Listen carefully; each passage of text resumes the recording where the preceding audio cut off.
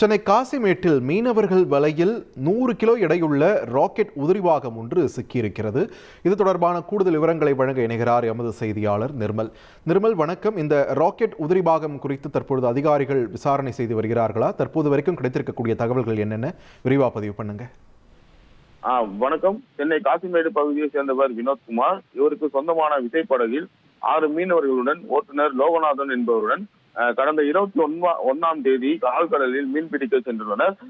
இதனை அடுத்து 23ஆம் தேதி மாலை ஆந்திரா மாநிலம் ஸ்ரீஹரிகோட்டா நிஜாம்பட்டினம் அருகே மீன் பிடிக்க வலை வீசியிருந்தனர்.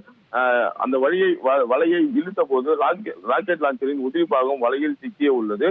இந்நிலையில் இன்று கரை திரும்பிய மீனவர்கள் உதிரிபாகத்தை காசிமேடு மீன்வளத்துறை அதிகாரிகளிடம் ஒப்படைத்தனர்.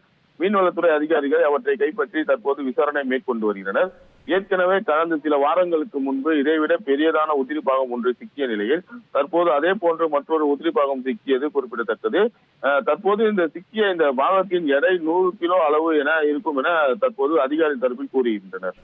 நன்றி நிர்மல், உங்கள் விரிவான தகவல்களுக்கு. செய்திகளை உடனுக்குடன் தெரிந்து கொள்ள உடனே சப்ஸ்கிரைப் பண்ணுங்க.